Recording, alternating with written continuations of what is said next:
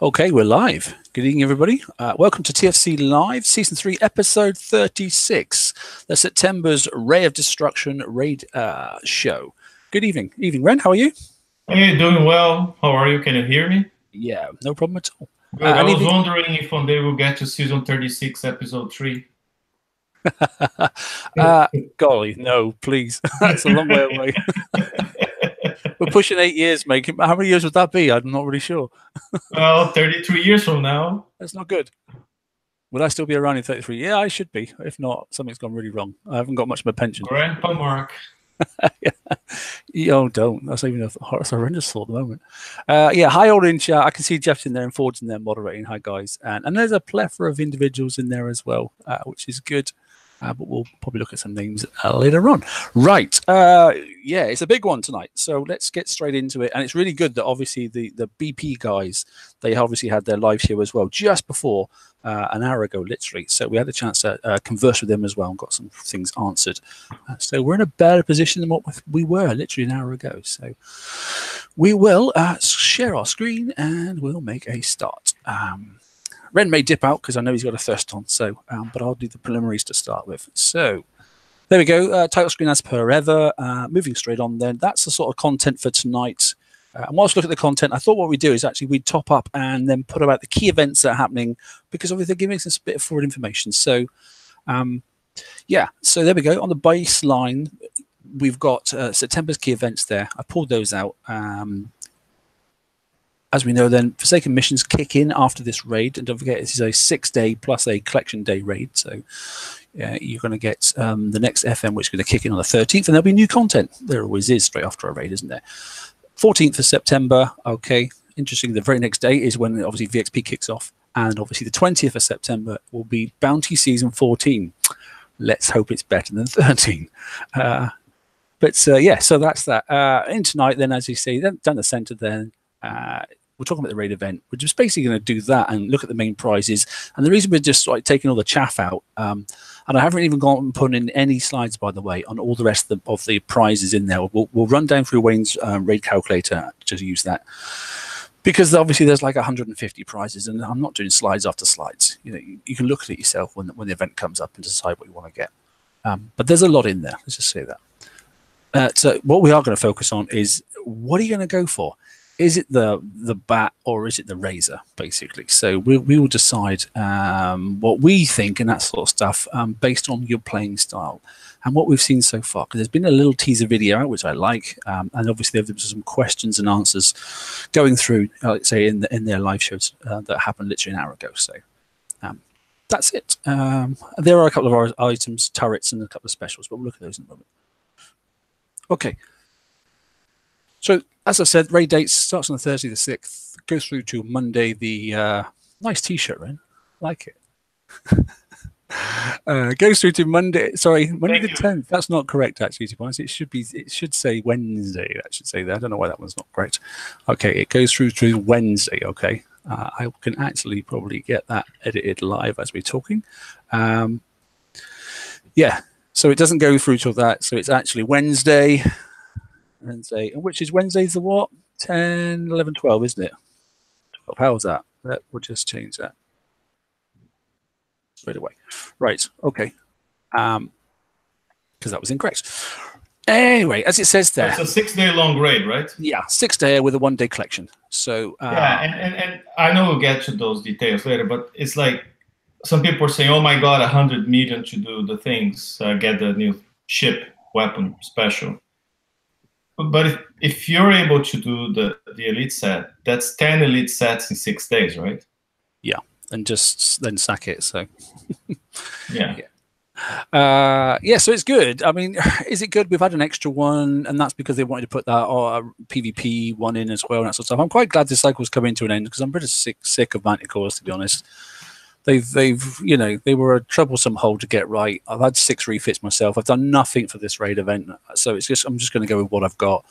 I'm going to drive what they call the auto hole, but I'm going to call it a blitzer, and I'm going to drive it like a skill hole and try and get as limited damage as possible. That's basically me. I've only ever built one set, and I'm not changing, so I refused basically because I don't like the concept of what it was. But in this one, yes, we're going to go forward. We're going to try and get one of these 2 holes for the next raid cycle, which obviously is the skirmish. Yeah. Basically, you can choose one or the other, but you can't have both. Whatever you go with for the hole, because that's what you get first. Bear in mind, there's a new ladder system. Whatever you go through on the hole first, you cannot then collect the other one. You'll also be locked out with the other weapon and the other special as well. And then you'll probably have to get that later on in the month if you choose to do so in a TLC later on in this month. It'll probably be possibly a TLC. Possibly, right? yeah. That's one put possibly. And in something later this month is what they put. Okay. What that is something is, I don't know, to be honest, but highly like to be a TLC. Yeah, I bet it is. So this is, they put down there, this is a crucial raid for those for being successful the next few months. Basically, if you don't get this hole, you ain't got no chance of doing the assets with anything else. So, and don't even think Proto Tides are going to go anywhere near it, because they've already sort of hinted that Proto series is not what you want to be doing the raids with. That's that. Right. Okay. Let's move on. Some CM notes as well. So, yeah, a new event store ladder, which, like it says, it allows you to choose the 2 paths and that sort of stuff. Please also notice then he's also put in there the event objective. This is going to cause some contentious issues, but at the end of the day, it's irrelevant as far as I'm concerned, because all you get if you're in the top 20 is a skin. I don't mind that. Doesn't bother me. Whether I get the skin or not. I've never been top 20, so I really don't care about that. But those that want to go and trash out 20 billion points, you know, that's fine by me. And if you get a nice skin, then sail around and show it off to everybody. That's great. Personally, I'm just going to get that hole and a special and a weapon, and the rest of it I'm not really bothered about. But it's there. People have changed after things, and the point is, it's great. You've got a visual thing. It's fantastic. But actually, that's all you've got. It's a bit like having lots of points on your base, isn't it? You know, you've got them or you haven't got them. Who cares? That's it. Moving on then. Right. Okay, targets and points. There's no real change, to be honest. The numbers have slightly changed. So tier 8s, it's the 112 and 114. Yet again, they're worth 2.5 million points, and obviously it's a 5 million set bonus for those. So obviously that gives you the 10 million. And as Reg was saying there, if you think about it, you can plug away and quite easy just get, you know, a set amount per day, and then base that over the 6 days, and you should be quite okay if you're managing to do the S sets before. Note then this time as well. Yeah, go on, mate. So I was just going to say, remember, like, if people are not confident they can do the top targets and get the 5 million bonus, the 106 was very friendly to Manticore missile fleets, and the 104 was more friendly to scattergun fleets. Yes. Last month, the 108 and 110 were both kind of the same to me. I could do them with either the scattergun or the missile for about the same damage. We'll do some live updates here because I did a little typo there. Right. That. Okay. Yeah. So yeah, I was like, what's an 8-1? Anyway, so there you go. There's 4 other targets. Yeah. That's why the 112 and 114 are not crazy hard, right? I hope not, to be honest. We have no idea. The last ones just seem to be a little bit quicker, but I do like the fact they're doing different targets. They didn't seem, once we got into them, I quite liked the last months, so I'm hoping the same is going to happen this time. Yeah. It makes the grind a lot less boring than 3 months, 4 months, 5 months with the same elite targets, right? Changing them every month, I particularly like that approach, and I hope they keep that for every future raid cycle, as long as the escalation is not crazy. I like the linear bit. I mean, different looking targets, but actually the damage is virtually the same, which it sort of came around to once we understood the targets. We sort of complained at the start, and yeah, we know they do that pendulum thing where they mix around all the sliders of damage at the first 12 hours, 24 hours, so they find themselves a happy place where they think we are getting the sets for the right amount of damage as well. That happens all the flipping time. What is different though, and I don't know what you think about it, Ren, and guys in chat, let me know as well.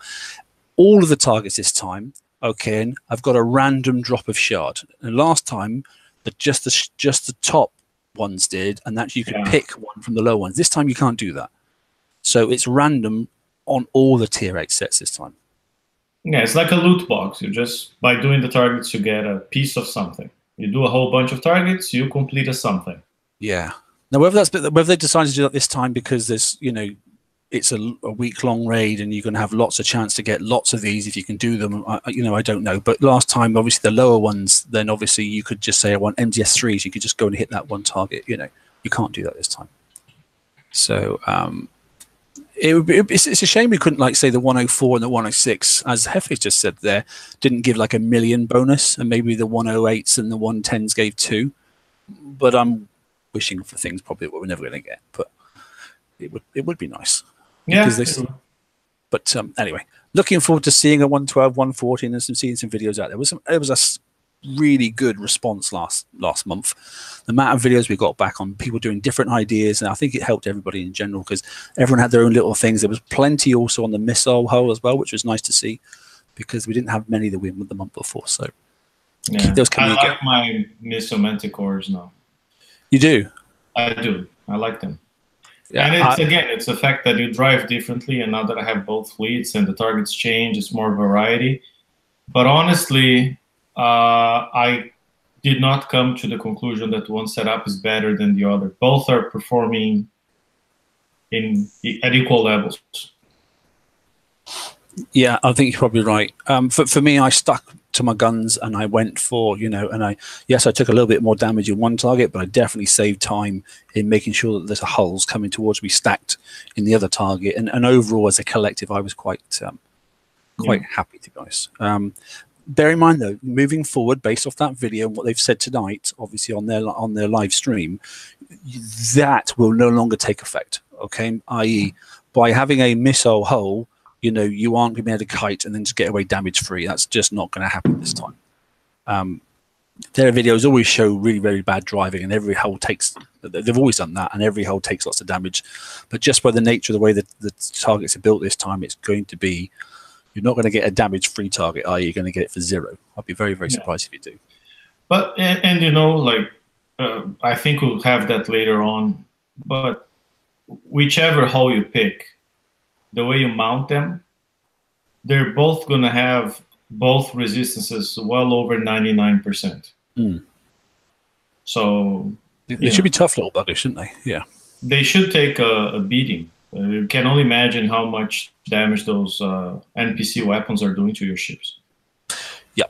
The other ones are generally quite the same. So there's the points just for interest when I upload these files later, so you've got them.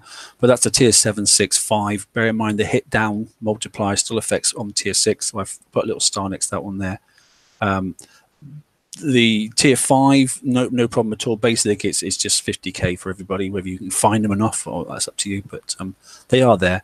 And then obviously the blitz targets there, it's the equivalent to the 89, which is the tier 7 one, and the 69, which is obviously the same as tier 6. Minimum coin costs are there as well, so it's 89 is 5 and 69 is 1, and a maximum coin cost of 10 and 5. Good, right? Let's get into it. More detailed stuff. Right, so this is the first hull. Here's the bat ray. Yeah. Do you want to have a look at this one, Ren? Are you happy? I know you've gone through some of the stats. There's a few things in there that I think we need to peel out because there's some new stuff in there, isn't there? Some new stats. Yeah, there are some things. So most of it is just well known. Like I like how the stat blocks are short. Like you look at the attack block, there's 2 bonuses, right? That's it. They're tanky, 85k armor. The defenses, it's interesting because both are the same, just the opposite. So one has 90% explosive, the battery here, and the other has 90% concussive. This one has 85 concussive, the other one has 85 explosive. So they're just the opposite. Combat speed on both is the same at 30, but the bat ray turns faster at 50. The Razor Tail turns at 30 as well. You going to say something? Yeah, no, I was just going to say it's interesting because thinking back to what they were saying, and classically with skirmish, raids, that sort of stuff, you're going to have some incoming mortars because we've seen the video and that sort of stuff for the preview, and the guys was discussing it tonight. And if you are using not this hull, but the other hull particularly in a skillful way, then obviously, incoming mortars, as we've had several targets before, you can, like in the SSRB ones as well, you can avoid some of the incoming items, so which is explosive. So you could probably focus or take a risk maybe on focusing on concussive. I have to say already, what I like is it's down to the players to design their ship, and it's also down to the players to choose their ship. Yep. Really looking forward to this. Okay. And they have all those light differences, like we were saying. Like this one turns faster, but if you look at the accelerate on this one, is weaker. The combat speed on the accelerate is the final stat block there. It's plus 20%. The Razor Tail is plus 40%. So the Razor Tail gets a faster final combat speed when you're fully accelerated. Right? Did you want to mention on this hole as well about the slowdown threshold? Yeah, that was something I was asking. The Kickside guys didn't clarify, but I think it was Hef and some other player on chat said, oh, the slow threshold of 1% is if you're affected by a slow field, like a cryo field, as the ones being shot by the proto nemesis. That slows you down, and if it slows you down more than 1%, you lose the accelerate. It resets. Then there's a cooldown time and whatnot. Yeah, and there was something else I was trying to look at. And they have in the middle block there. Is it the anti-torpedo ECM? So that's the one. That's the one. Yeah, that's what I was looking for. Come to see it. Yeah, that's the unique ability of the Bat Ray. So the Bat Ray has a field. A long range field, it's 130 range, and that field does damage over time. So anything in that field will hurt. I don't know if it's everything or just the torpedoes. It's particularly the big torpedoes, isn't it? I noticed in the video as well. As soon as they went towards that thing, they just went poof, and that was it. Whereas it says right there, effect applied to each enemy small, medium, or large smart torpedo. So these torpedoes, they are torpedoes that move slowly but follow you, right? And the small ones don't do any damage. They just leave a cryo field. The large ones, they do damage. And what the Kickside guys were saying on their stream is these are fired by interdictors. So he said, if you want to get rid of them, especially if you're driving with Razor Tails, because the Razor Tail does not have this field. Get them off, get them away first. Get the interdictors killed first. So you don't need to deal with those smart torpedoes throughout the whole battle. I'm just wondering if you can pinch them, but yeah, we'll get to that. We don't know. So we don't know. Yeah.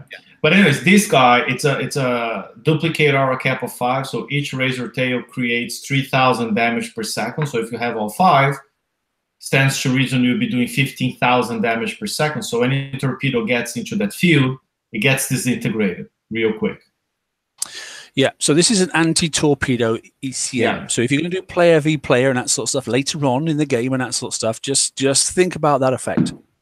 You're doing FVF later on. It's an anti-torpedo. It's not just an anti, kickside target torpedo thing. It's an anti-torpedo thing. So this hull could come in very useful later on. Is it? Well, that's what it says there. Oh, it only talks about smart torpedo, not regular torpedo. Well, it just says anti-torpedo. Well, smart, yeah. They're not smart torpedoes, medium smart torpedoes, and then large smart. Yeah, the word smart is in there, I have to say. Exactly. So I don't think it applies to regular torpedoes. It'd be a shame, wouldn't it? Well, someone will test it, I'm sure. Yeah.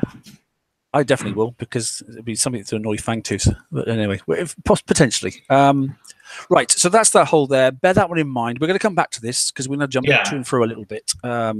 We've got some evaluation as well. Yeah, so here's keep in mind, that's the special ability of the Bat Rays, the ECM field. Yeah.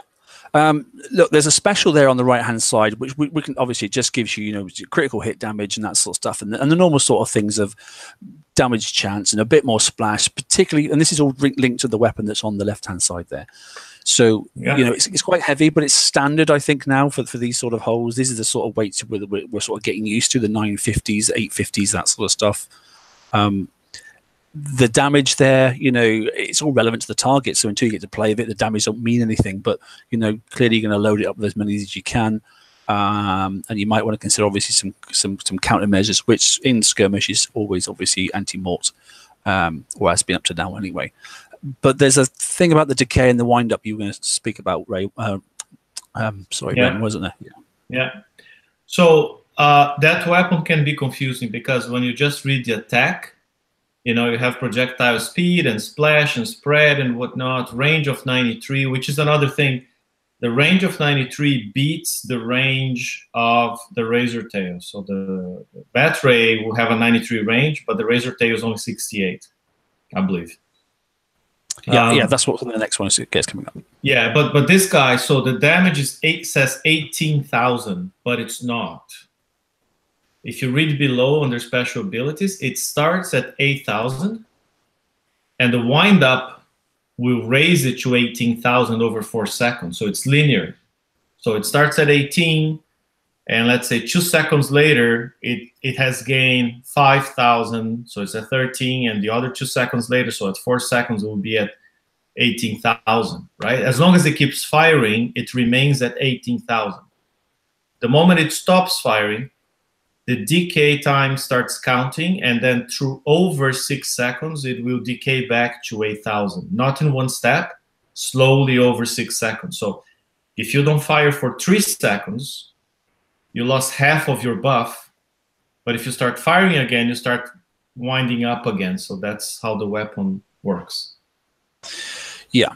Reload is fixed. I mean, as far as I remember, every other weapon we had with a wind-up effect, the wind-up affected reload. In this one, it doesn't. It only affects damage because the reload is already pretty fast. Yeah, the reload time too, yeah, which obviously you can reduce considerably. So it's the same as this time last year. The same sort of concept happened as well. So it's not an unknown anomaly, but that wind-up and decay is an interesting stat. And that damage, like I say, the range from 8,000 to 18. I mean, the idea is get all your ships as close as they can together, then go in and trash them so they're all close together. You're getting your wind up on the couple of the early ones, and then once you're in, just penalize the darn things, just hack them to pieces. Yeah. But yeah, so quite a strong gun. There's nothing else in the game at the moment is as strong as that for damage, and so you know. But then again, you're paying for it for weight. So yeah, interesting. Right. So and that's just to remember, like this one. Sorry, one important thing too. Yeah, go on. The ECM does not surface subs, but this weapon has the same damage it does on the surface. It does submerged, so you don't need to. You just need to detect the subs to get them. You don't need to surface the subs to hurt them. So this is quite old school, I think, as a ship. You know, we've had ships like this before. We've had Gatling guns like this before. You know, we're quite used to using these, to be honest. As opposed to this one, the Razor Tail. So it does look like a previous ship we've had as well. I quite like this one personally myself, but it does have a couple of different sort of special effects. This one is interesting because the thing that it has in there, and they did mention the brief, is this thing called Cav Strength. And I've got a picture about why that's important in a minute. But and a duplicate aura of 5 for it as well. Now, whether you want 5 hulls to be the best, because then obviously it's 200 per ship. And you're going to get a total of 1,000 across all 5 once you've got them. Whether you want to build 4 for this raid set, and then hopefully think about a flagship if there's one coming. There classically is, but I don't know if there is or not. Build 4, forego the extra 200. Subs take a little bit longer to rise, but you know you're going to get the flagship later. Or do 5 straight off if you want to, if you're really keen and flush with cash. And then you know let that one sit in the background. Only got to fix 4. Carry on using the other ones with the flagship, and then let that one fix in slow time, the 5th one. I don't know, it's up to you. But to have the best effect, you need the 1,000, you know, to bring the subs to the surface as best as possible. That's the Cav effect. Anything to add on that bit, Ren? Just to mention, is a shorter range field, is 75. So it's interesting because I started thinking about mixed fleets, right? Or you could have, let's say, 2 of these. So the moment the subs get you close at 75, you start surfacing them. But then you could have 3 off the bat race, you know, just killing the torpedoes as they approach you, right? And with the weapon that hurts underwater. So the difference is then you don't take advantage of the speed of the Razor Tail, because they have a special property there where they match speed based on the lowest ship, right? The Gil Raker, it just says, slows to match fleet combat speed. So, you know, this guy gains plus 40%, the other gains plus 20. You're going to be confined to the plus 20, so they all stick together, but could be an interesting effect, right? From 130, you start killing the torps, the smart torps. From 75, you start surfacing subs, but from 93, you're already firing at them with the Gatling gun. I mean, I was literally thinking 4 of these, 1 of the Ray, which I'll get in the TLC later, and then hopefully that'll then get rid of the smart torps, and that's what I need it for, and then drag it behind a little bit, and then get the rest of these four to do the damage. I don't know, just an idea. But yeah, I see what you're saying, because otherwise these are going to, I don't know how much damage those big, the video said that their video said that the big torps would do quite a bit of damage. The little torps would do virtually nothing. They're just annoying, but they do cause periodic ice fields. So we'll have to see. A Lady Cat asked a good question. She was asking about turn speed. My understanding on the Gil Raker, it matches both combat and turn speed, just like the Darkwing CSC did for Manticores. So yeah, they did the ships will stick together. Yeah. Okay. Right. So that's the hull. Okay. It does sort of like we've seen that sort of thing before. We did have some other hulls that looked a bit like that a couple of years back in the game, but they've obviously refreshed it slightly and give it a new name. So, but it has got new, abilities. Notice sonar range and things like that are already built in, which is, although the auras are the most important bit, to be honest. Yeah. Right. Weapon systems for this one here. As they said, I and Ren, I think was about the time, did get in a preview and looked at this weapon, and it needed an awful lot of boosting, which they have done, fortunately. Particularly on things like spread and that sort of stuff, because it was very weak, we found.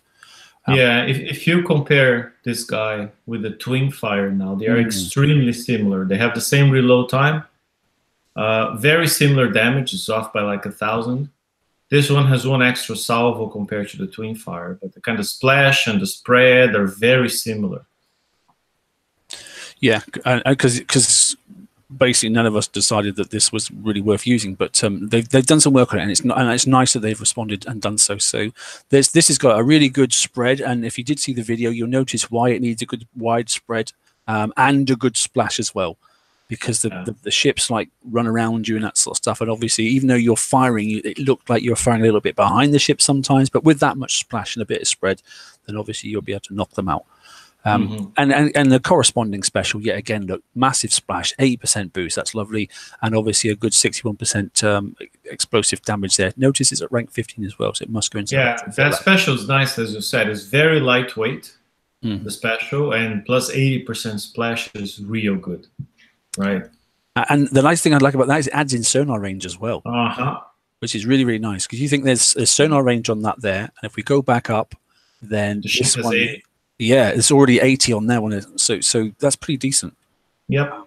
And that's now the interesting thing. Did you mention that the rocket does 0 submerged damage? No, but that's because of the aura field, isn't it? Yeah. So the range in the rocket is 68. The aura that surfaces subs is 75. So the skill in driving this hull is to get the sub in the aura, right? And getting rocket range once it surfaces. Smash them. or you gotta use that hydrodynamic shell special that lets you hit underwater with rockets. Yeah. If you don't want to wait for them to surface, then Good. Right. So that's the other point is because people are concerned, Mark. People are concerned about the price, right? Because to get the new combo is 100 million points. What's interesting to me, and that's why I mentioned before, this rocket is extremely similar to the Twin Fire from FM. And you can put the Twin Fire on this ship. So plan B. Believe it or not, you can. Yeah. It's odd to be. If somebody can get the whole 3 things, get the ship, build the ship with the Twin Fire rockets, the outcome is extremely similar. One less salvo. I get that, as you said already. Interesting. This rocket, as you can see, look, it only goes on skirmish, but the Twin Fire doesn't have that restriction. So we did play with that, I have to say, and the outcome was at that time was actually better. And they have before they adjusted this rocket. Yeah, you're right. The way it was in preview, it was bad. Now it's as good as, or slightly better. Yeah. Which is interesting. Right, good. So that's basically the 2 hulls and the 2 specials and the 2 weapons. So there's a complete contrast between the 2. And if you are going to do a bit of a mixed fleet, then really think about your specials. Don't put the same specials all the way across the board, for protection, because one has got, as Ren said, one's got explosive protection, which is really high. One's got concussive, which is really high. So make sure you get the right one. Right. For those that have seen the video, I just thought it'd be quite interesting to pick out some of the key bits that we've sort of spoke about here. So Good. here's the bat ray one, and I've sort of circled some sort of key areas, and I don't know if it actually works if the mouse pointer comes out, but I'm hoping it does. But I can see the mouse pointer. okay, cool. So there's the hole that, although it doesn't actually in the video fire directly from the hole, but it sort of comes out around this sort of point here. And then it comes out. So that's the large torpedo that comes out. And basically, when it gets into this aura field, which is a bit odd. It's the big one, the big green one. The big one. It disappears. That's it. It's gone. Yeah, because you have 5 ships, then it's gone kind of immediately, right? Yeah. I mean, I like the aura field. It's got some sort of like compass effect on it and that sort of stuff. I'm not quite sure what the numbers mean, but you know, it's got that. But you can see the aura field basically, and that's the 130, isn't it? Something. Yeah, 130. Okay, so that's that one there. The big circle I put down here, obviously, that's the ice field you get. So keep away from those, and that's what's caused obviously by the incoming mortars, you know, from the Draconian ships. So be cautious with that as well, because obviously that gives you that slowdown effect, and you get stuck in the mud basically. Yeah. And I like what Wrong Thinker said on the video today, and that was my experience during the preview. Is, you know, if you avoid, and he said so today, I mean, he said if you can choose to avoid the cryo fields and dance around them because they're not fast enough hitting you. So, and you can countermeasure most of it. The batteries can dissolve the torps, countermeasure the ones coming from the air. So pretty much you should be able to navigate without any. But if there's one in the water and you avoid them, fine. Or you can use a special slot to have tactical field resistance, because the ship doesn't have it. So if you go into one of those ice fields, you're going to slow down to a crawl. Mm-hmm. And all the enemies will swarm you. So it's bad. Just like your Protos and the SSRBs now. Same sort of concept. So either you have to drive and avoid them, or you got to waste a special on something that gives you tactical field resistance, like tactical insulator. But you notice in the video, same again, these mortars, once they start, you know, their range just gets further and further and further. So once they've overpassed you, you can cut in underneath and carry on if you wish to, and that sort of stuff. So, yeah. But bear in mind, they're going to start landing those ice fields. You know, just because they didn't hit you doesn't mean they're not hanging around for a few seconds. So yeah, some of them will fall. I mean, if you're far away from the protonem, like in this picture, there's one top left firing. You can see the rain coming. Right? If you're moving away from it, some of them will land just because they're landing outside of your countermeasure range. So they'll land and they'll stay there for a long time. So now that's an area of the map you have to avoid, because it will take minutes for that guy to go away. Right? So it's down to special choice as well. Do you extend your countermeasures? Do you not? And just not want and try drive round and just take a little bit? I like that idea myself, you know. So it's you know. Mm-hmm. And if you're driving, I guess you can go close enough to the protonem, trigger it, and then move off to the side and approach from there with a clear path. And obviously the ice fields dissipate over a period of time, that sort of stuff. So you're right. So that was Half is asking if you can. Sorry, Half is asking if you can retreat and the ice fields go away. So if you retreat, they go away. I don't know if there's going to be a retreat button on the targets. I hope so. Yeah, we don't have that answer, you know. But if there's a retreat button and you retreat and you come back, then the pieces are all set back in their initial positions, the ships you didn't kill, and the map's clear.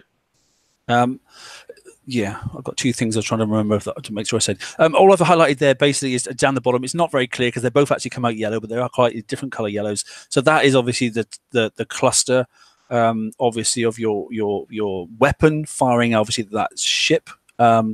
And then obviously that's the antis firing there. So obviously it's got quite a large spread. So it's just slightly frustrating that they're both yellow.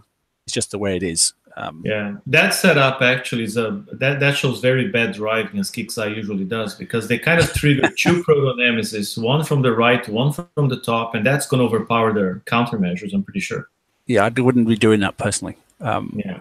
Unless he's going to be driving, unless he's driving to the 2 o'clock position and trying to get out of the way of that stuff. I don't really know, but anyway, look, they're just doing something. But I've kept the choose wisely up there. We'll talk about choose wisely in a minute. This is what we're sort of discussing now. So there we go. That's the target that they've indicated is relevant to the bat rate. So whatever the number's going to be, I don't know, but that's the one they've chose to highlight that ship in, okay? Because, and the reason I'm thinking that's the one that's relevant to it, because it's got that super torpedo coming down, and they're highlighting the fact that it disappears when it gets into the aura field. As opposed to the next one, which is this one here, and it's a bit closer and a bit cleaner. So here's the razor tail. As ever, it looks like a bit of a bruiser. What do we got first? So bottom left, then in the circle, down the bottom, the big circle, the ice fields are the same. And the choice is the same, right? I mean, the hull does not have tactical field resistance at all. If you hit that, it's going to paralyze your ship. Yeah.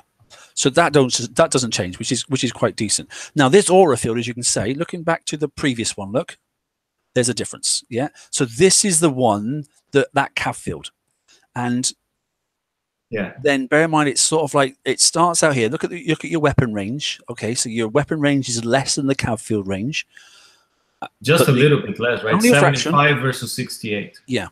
So there's the cav field range and that sort of stuff. And that's why, obviously, you know, the more cav field you have, the quicker you raise the subs. Now, there's a sub there, as you can see. Look, and that's why I've highlighted this one here. And when that bar, and there's a couple of really short clips, but if you're careful and just pause the video, this bar starts at the bottom.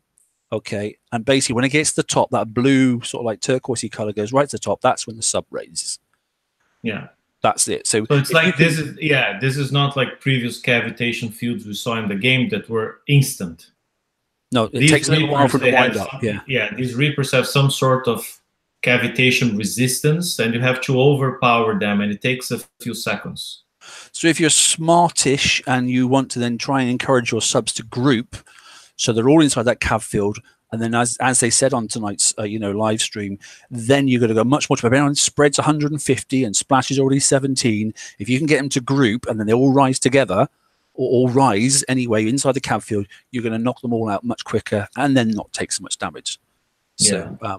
And of course you can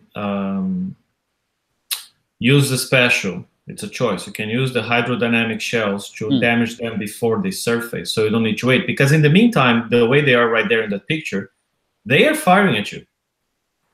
Yes. You're taking damage. So, you know, if that battery takes 3 seconds to come up, it's 3 seconds they're firing at you and you're not damaging them unless you have the hydro shells. The rocket range is the same. I've just seen a question there in chat. The rocket range is identical to the Twin Fire. There's no difference. 68, same. Yeah. We just literally looked at the Twin Fire, and as several other people did, and just went, well, hang on a minute, this has got a better spread, it's got a better splash, and the ships were basically running past this one initially. That doesn't seem to be the case based off their video. It seems to be better now. Although the video clips is really short for this hull, I have to say. There was actually more to show, obviously, for the bat ray. Yeah, the other comment on that little blue indicator is if you're driving or on auto, doesn't matter, but if the submarine gets off your aura, that indicator comes down. So now you've got to get it in the aura field again, so it starts going up again until it surfaces. So you got to be careful how you drive to avoid letting the enemy subs going in and out your field, because then you never get them to surface. And in that exact scenario, which is why I picked this picture here, it's far more important to kill the sub than it is to kill the proto. Yep. Remember they said about in the video as well, there's like green targets, amber targets, and red things to kill, you know, and it's the same sort of thing. So kill the things that are hardest to, you know, to gain the maximum amount of damage on first, because those protos there, you can outrun, you know, with some countermeasures most of the incoming explosive if you've got enough there. So. Yeah, so that's it. Okay, so that's the aura fields. There's the different ones. Obviously, you can see one that is considerably bigger and that sort of stuff. And that torpedo basically shouldn't, based off what I've seen so far, shouldn't come into the aura of that ship. So you shouldn't have a concern of that. But you have got other things to consider that are problematic with this hull. But it does have some benefits of the other one. Whereas this one has some benefits of, you know, it can pick up the submarines, it can show you them, and obviously you can kill them, and you can let them stack and come towards you and knock them all out. Hopefully with so much spread and so much splash, and a crazy amount of reload, I have to say. So other two things just to think about quickly. generically, and I've noticed on these hulls as well, you never get very good res returns on these hulls. It's really, really low, and it's again really, really low. So be cautious about, you might have to go out on this if you're doing lots. You might have to go out and start collecting some res, hitting some bases, maybe, I don't know, but you might need some later on in this raid set, because that's classic for Scourge. I don't know why they keep it really, really low. Maybe it's because it mostly comes from buildings or something, but it's really poor. And the build time, when you look at it and you put the armors on, does look horrendous. I'm hoping it'll be a bit like the Protos, although they're really, really strong. You don't kill them right to the end, And if these are very, very strong holes, and it just takes a lot to fix them once they are dead, like overnight sort of stuff, at least then that means if you are applying things like grease monkeys and that sort of stuff, then you don't have to dock for an awful long time, and you can just do more sets and that sort of stuff. So there is a pro and a con against it.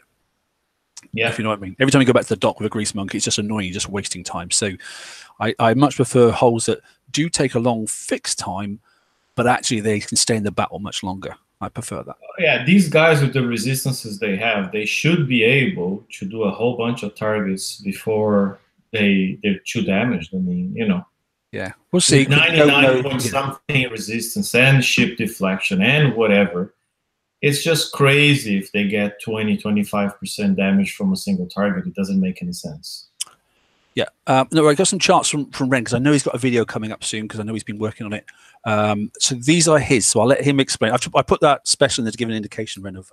Cool, man. Cool. So I put these two tables together, and they show how the resistance will stack on the bat ray.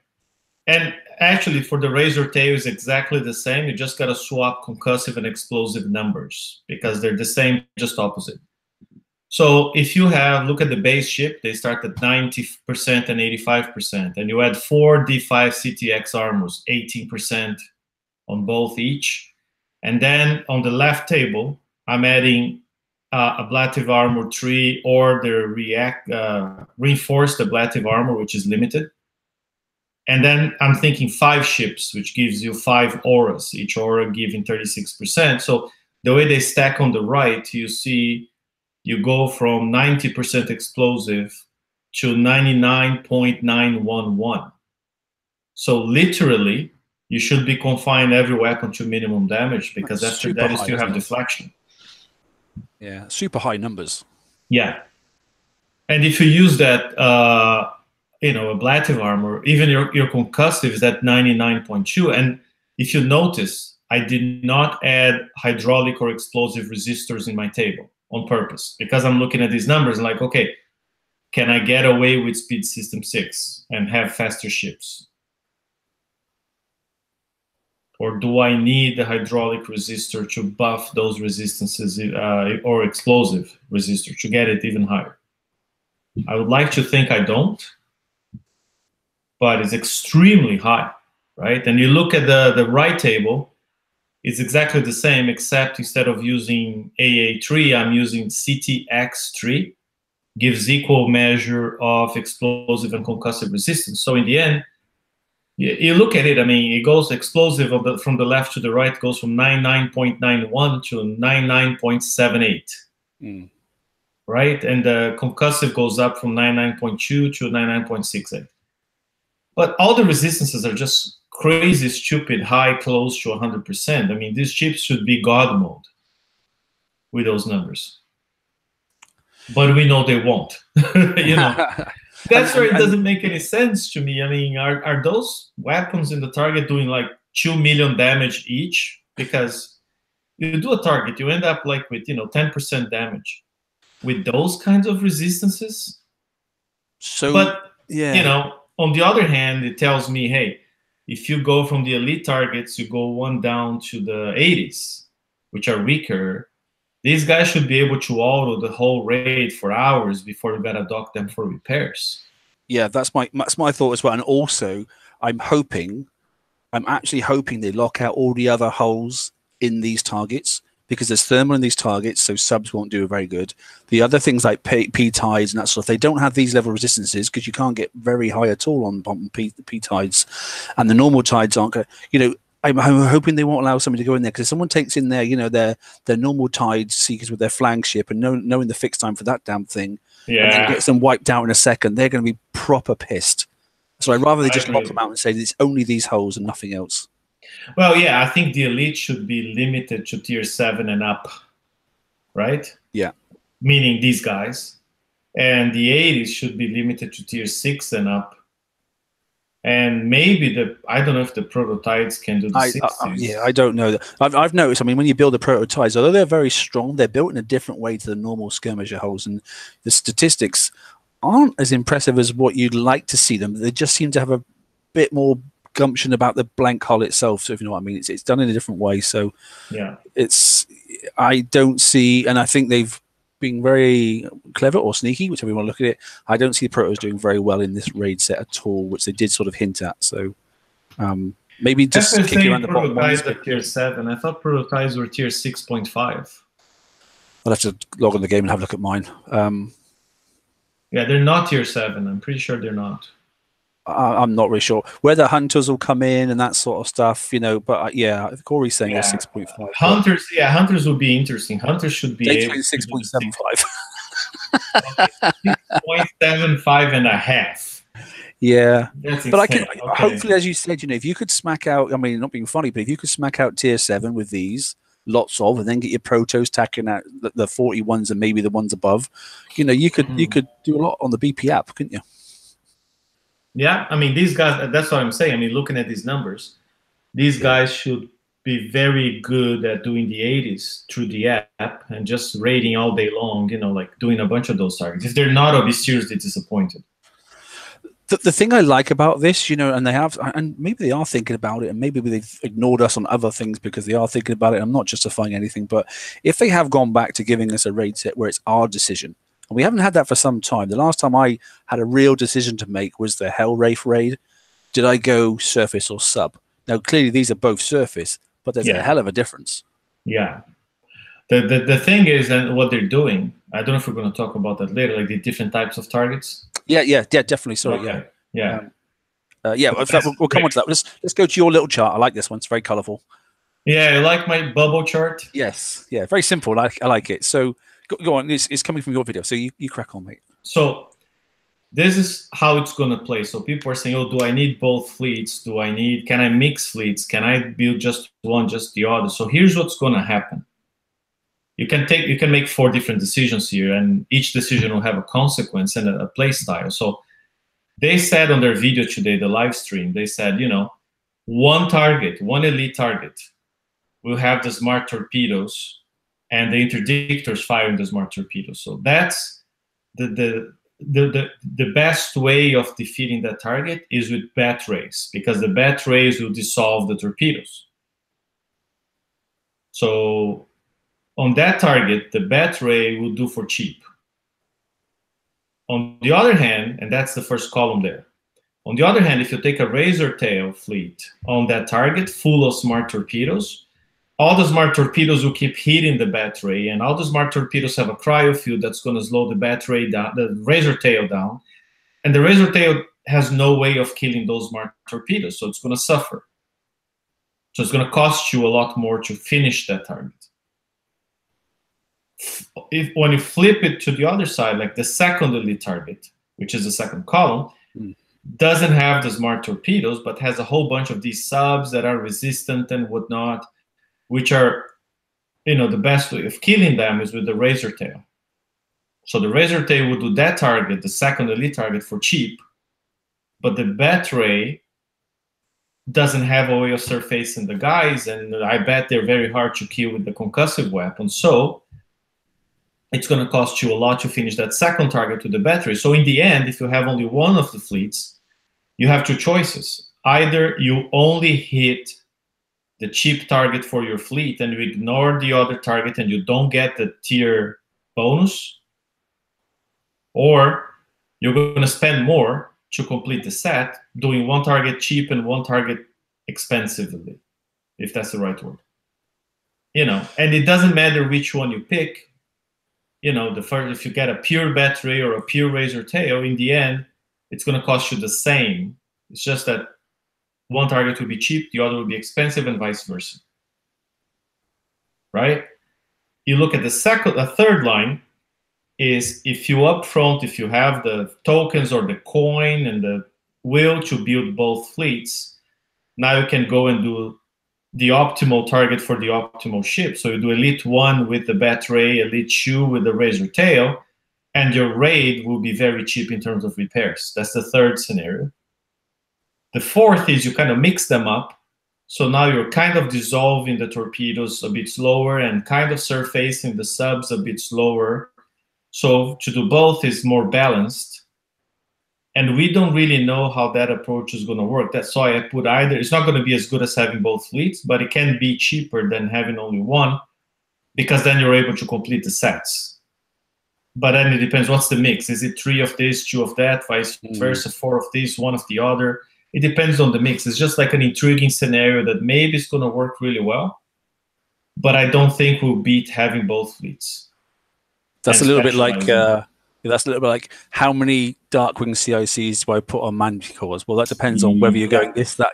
That's going to be that's could be really good, as Ren's got there, or it could be disastrous. We don't know. Yeah. I like the idea in chat, whereas, and people do pair up a lot, whereas one goes for the, the Ray, and one goes for the Razor, and one preps for one and preps the other, then you swap over sort of stuff. Clearly, you got to watch out because people will steal your targets, but it's an idea. You can do that. Pair up with somebody else in the alliance. I like what, I don't know if that's what you're talking about, what Morgan mentioned in chat when he said, you pair up with an alliance mate and you have one fleet and the alliance mate has the other. Is that what you were talking about? Yeah, that's what you're saying, yeah. Oh, okay, yeah. So, that's a great idea. I mean, apart from you get the, the certain Imris of the world, and then they just wait around and spot you and they steal your targets off you. So you need to be a bit careful. But it is possible, because this raid set is going to be one of those ones where people will steal. I can see it happening, and there's going to be lots of aggregated people. One thing I just want to confirm, that this chart puts out really, really well that, and elite target 1, elite target 2, that's obviously not numbers. That's just because we just don't know which one's going to be which. So, we can't put the numbers up there because we don't actually see in the video. It doesn't say. I didn't put numbers. I put just these dollar signs, and these are just. I'm not saying that it's going to be 3 times more expensive, or 2 times, or 5 times more expensive, because I don't know. I'm just saying, by design, this is what they're doing. One target will be best faced with the Bat Ray. The other target will be best faced with the Razor Tail.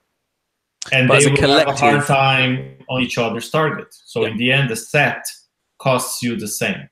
Yes, and that's so Lady Cat's got in there. I thought it was the same. So it doesn't quite work the same as in, like, the Bat Ray can do both targets the same way as what? No, they can't. No. It's one ship is preferred for one of the targets. And that's why they said in the video, if you were to go and get both of them, then overall your investment that you've put in would actually pay off. Yeah, but you've got to push out that investment, and I probably won't be doing that. I will probably end up going with the Razor Tails, just like I did with the Manticore Scatters, and just grizz it out a little bit. Yeah, because in the end, I mean, let's face it, unless you spend money, I don't think there's time. No, it's a short cycle as well. I mean, there's three months only. So now we're getting one fleet, the ability to build one fleet. Now we're going to spend the whole month trying to build that one fleet, right? Then we'll get the flagship. And then I don't know if the flagship is going to be one of those 20, 25, 28 days to build the flagship. So there goes another 2 weeks if you use all your FM tokens. So now by a month, like after 2-3 weeks after the first raid, you have one fleet completed. That means at best, you're going to get the second fleet only for the third and final raid, not for the second. So for 2 raids, your strategy has to be one fleet, or at most a fleet with 1 or 2 of the other ships if you want to try the mix. You won't have 2 fleets by raid 2 unless you're a filthy coiner. Okay, I like that chart. It explains it really, really simple, and it's all generic values. But overall, it really explains what they've been saying probably for the last 2 of their videos, as well as the fact that they've been trying to type this. It's far easier just to do a quick visual and a bit of a chat. So if you're going to, any guys in chat there, you want to take this to your alliance, this particular piece of the show sort of summarizes what we've said before, sort of stuff. And it's good to have one ship in one target. It's good to have the other ship in the other target, but actually they will do the opposing amount of good and bad in each target. And overall, then the collective should be uniform across the thing if you build it correctly. Anyway, right. So that's that. Like I said, we looked at some targets pictures earlier on. What is next? I think that's about it on that. Yeah, we were going to talk about turrets and things like that. So that was the only thing I was going to say. So take a look at the targets, whatever that number ends up being, because I couldn't see it in the video. Then apply that obviously in Ren's chart, and I'm sure Ren will probably just update his chart anyway and put the numbers in once he knows what they are, because we don't. That video, whilst it's on the, I put a link to that on the TFC page as well. But if you go onto the YouTube link direct, you get a much better quality video, and then maximize it. And it shows, it's really, they're very clever the way they've done it. But if you slow it right down as you can on YouTube, then you can get some really good frame rates and start actually picking out pieces in the target. So. That's what I did, and I took a couple of snips of it, so to emphasize the key points there. Right, that's enough. Choose wisely, and that's based on driving style and the way you want to move forward even after this raid set. Because just think about, these targets will end up on the sea, and you'll be using them to go in and collect your, you know, it should be, what skirmisher should be, what is it uranium? Yes, it will be the future uranium fleet. Future uranium fleet. So just bear in mind which style you like going on, because I don't know which targets it's going to be. But if you are one of the BP app type people, just make sure you end up. If you end up with both fleets, great. But if you end up with only one fleet, make sure it's suitable for going forward with the map targets as well. Right. Okay, we've done that. Let's look at a couple of turrets then. There are 3, so they're rushing out the end of this raid series, aren't they? Flipping X. So they're rushing out the end of the turret series as well. Here we go then. So here's a Gargoyle depth charge. It's obviously, you know, the tier 7 one. It's yeah, range. It's a short range, so you can probably outrange it and that sort of stuff with a couple of ships, you know, if you really want to. Unless obviously put the range extender on it, which will make it 115, and you can still just kite it.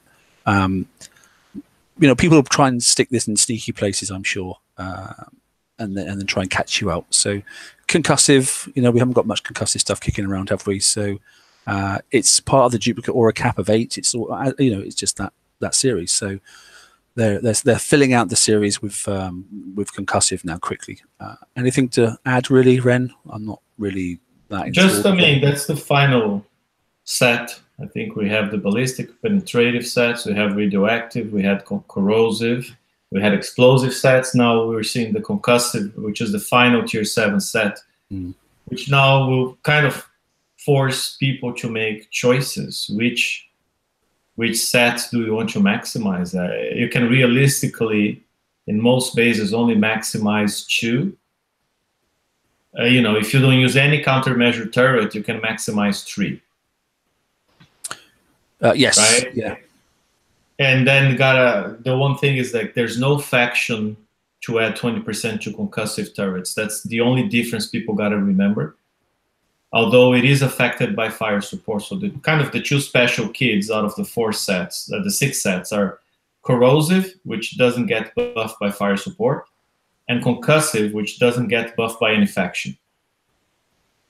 So other than that, it's just, you gotta pick your poisons, right? Yeah, incoming ships as well. They're built-in natural protection, plus the weapon systems that are on them. You know, not many people went and got the concussive ship from the disastrous Bounty 13. You know, so it's things to think about. You know, but there are weapons out there that have got concussive resistance. So just think about it. At the moment, we've got no extra armors, so you know, concussive is an option, but I wouldn't just go all concussive. You know, because that hull will come around again. Yeah. Anyway, so that's that one there. It's the short range one for concussive. Next, then obviously we got this. So it's the new Axiom chain gun. This one is out. You know, the range is, you know, pretty hot there. Remember, it's got the inner range of the 110, so nothing's going to happen. It's not going to do a damn thing. But it's got the long range, so there's not really a medium as such. This thing goes right out to the 287. Bear in mind, the other ones were sort of like, you know, a little bit less than that. So, and the kind of standard does, right? So all the long range turrets have this 287 max range, and the 110 under, isn't it? Yeah. And all the short ranges have 105, and you can buff them with the DTR transformer if you want 115. But yeah, so you know, this is another whilst it doesn't hit hard, it hits a lot. So it's going to chip away at you and that sort of stuff. So that's the interesting. Like I kind of like this turret because out of the long range turrets, it's the least useless. Yeah, I'll be getting this one, I have to say. I quite like this one because as soon as they come near you, if you slow them down, they try and do your guard, the prep shit's going to get smashed all the time and that sort of stuff. It's just going to keep annoying the crap out of people. Because the Halo and the Mortar, they never hit. And that corrosive is very weak, the long-range corrosive. This one at least is going to be hitting, once it winds up, it's going to be hitting a crap load of projectiles. So at least you get a lot of minimum damage done. Yep, I agree. So yeah, maximum reload stacks and all that sort of stuff, reload decay 4 times, and that stuff, bonus reloads, blah, blah, blah. It just goes on and on anyway. And there's some good specials coming in a minute as well. So that's turret 2 anyway. So that's that for those. And then 3, this is an odd one. Yeah, brand new thing. I've never seen a UAV turret before ever in Battle Pirates. So here is the one there. This is the damage is great. The range. So this is the 191 range. So this is that medium range thing. The no limit, no minimum range. Notice. Okay, so it's 191 down to 0. So that's interesting. It's in itself. But yeah, a UAV. Now I have a question for you. When it says there's salvo 6, does it mean it's going to fire 6 UAVs at a time? Or the UAV fires 6 shots at your ship? Going back to normal ship ones in the old, that was normally what comes out of the UAV itself, wasn't it? Okay. But then again, this is a turret. So if we're talking about the turret, then that would be the same as a ship having 6 weapon slots, I can imagine. So that's a good point. Yeah. That's the one thing I don't know. I don't know if it's the UAV firing 6 times. It doesn't make sense because if you look down there, the UAV swarm time is 2 seconds per ship. So it's going to circle a ship for 2 seconds and move on to the next ship. So for 2 seconds, then it's got to be firing. Oh, down there, UAV reload. It's down the bottom. Yeah, it reloads down there. Yeah. So okay, so that salvo of 6, it's the salvo of the turret. So the turret's going to fire 6 UAVs at a time with a chain count of 5. Yeah. So each one of the 6 UAVs can chain up to 5 targets.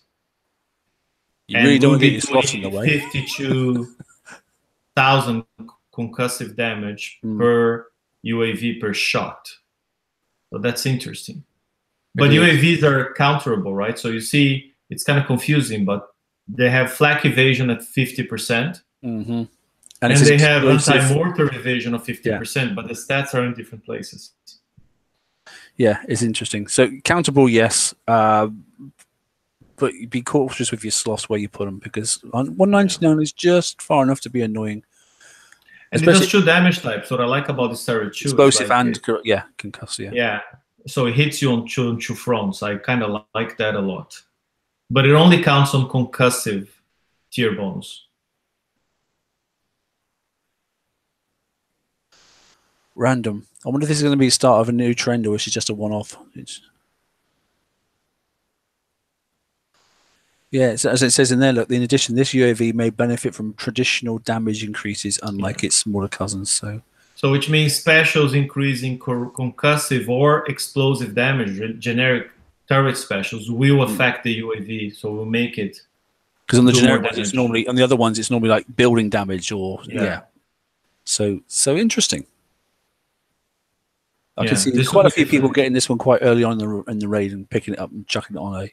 I mean, just 1 or 2 turrets. It's going to annoy some people massively. Yeah. For now, I'm happy with my combo. I have ballistic and corrosive maxed up, and then my 3rd group is radioactive. I'm going to keep it like that for now, but this is certainly interesting to use at some point in time. I'm going to have to build some more turrets back in again now. Yeah, but they're expensive. Did you see like the price point for these turrets? Yeah, I'm going to go through that in a second. Yeah, that's the sort of thing we're doing at the end. We're running a little bit late, but not too much, so it's not too bad.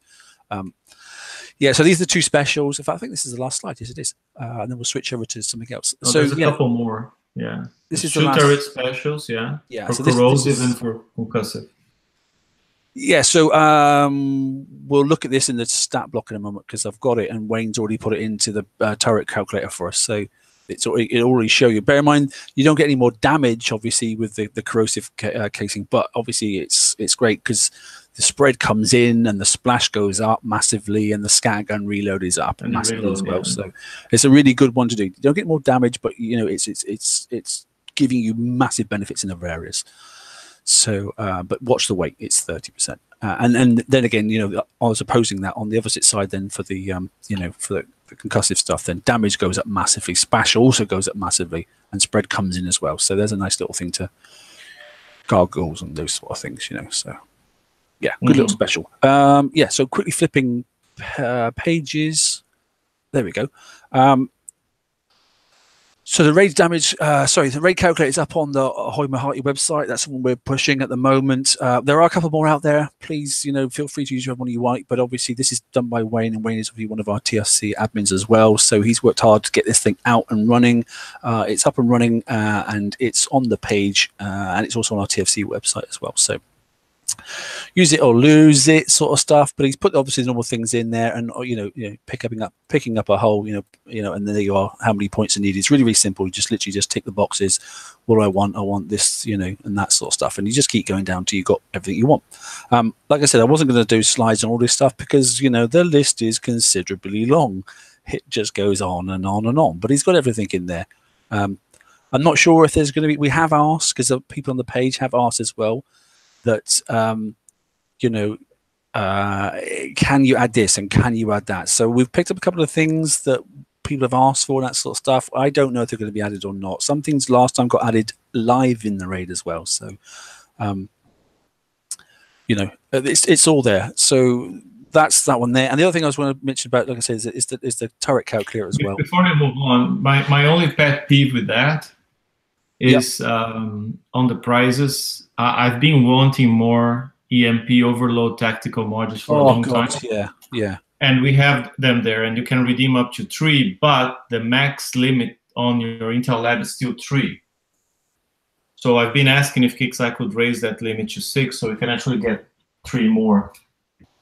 That would be really nice. Yeah, there are a couple of the, you know, we've got far more ships now than we've got, you know, the items to go on. So we definitely could do it, couldn't we? This is the one I like. It's coming together very nice. We're still not on the version 3, which he's working on. But what he has done is, obviously, if you click into the type in there, sort of concussive, for example, you know, and you go down to the weapon, which one it is, then there we go. Look, gargoyles in there and that sort of stuff, and obviously the Axeman 2 is already in there, and you know, then you can start looking at your specials and that sort of stuff, and they're already in there as well. So. Well, yeah, there's concussive detonator and that sort of stuff. Then, you know, so it's already in there. There's the casing. Look, it's already there. So have a play on that, and obviously you can build your turrets before you actually have to go and use all your base parts. But the good thing is you can look at what the turrets can do, and then you can obviously build your ships to obviously go against those turrets. So it's a two-way, double-edged sword. So it's quite good, to be honest. That's all I've got. So we're good. We're good. We're done. Yeah, interesting. So we get a UAV turret. Interesting. Chain counts 5. Didn't actually quickly look what the range was on that, but I'm sure that'll catch a few people out to start with, and there'll be a few cussing. Yes, you can counter it. So, you know, sloths are basically sort of dying off slowly just by the nature of what's coming out. I think sloths will end up disappearing. Well, they've had a bloody good innings, I must admit. So, all we have to be very, very careful. But the amount of output they have at the moment has been reduced massively because obviously, you know, you've had to boost them up and put different sorts of morts on to kill off ships, and now you've got things that like chain counts and that sort of stuff on UAVs. So just be cautious where you're going. Enjoy the raid. It should be amusing. Well, obviously the Saturday night show will be obviously the mid. Well, it won't be the mid raid, but the first third way through it anyway. I'll be interested to see what your thoughts are. And some people have already collected some stuff, as they always do. You know, and then we can talk about where you're going with your things and that sort of stuff. Yeah, I hope people saved a lot of FM tokens and they can get 4 ships ready for VXP weekend, 4 shells at least, right? Yeah, and I wonder if anybody bought those deals that were out there. You know, the $5 deals that gave you, like, you know, a couple of build tokens and some. Yeah, but you could only stack 2 of those, right? You couldn't stack like 5, 6, 7 one-day ship build tokens, I think. Yeah, you could. You could. Okay. Yeah. I didn't think you could. No, I didn't think you could either, but somebody sent me a clip of. So when you buy, you can. When you collect from FM and whatnot, you cannot. Somebody ended up, I think it was with 7/2. Okay, money talks then. Yeah, as ever. But if you're going to buy tokens, that was a cheap way to do it. Money talks. You hit the nail on the head there, mate. Right. Okay. There's a knock on the head. Thanks all for tuning in. Thanks, Ren, for obviously giving me a hand here, mate. That's no, man. It was a good material there, and I hope it was informative for everyone. Yeah, I'm looking forward to see your video as well, mate. Because and I'll steal your charts as I always do, and then promote them elsewhere. Do my best. Right. Good night, all. Thanks very much. Take care. Good night.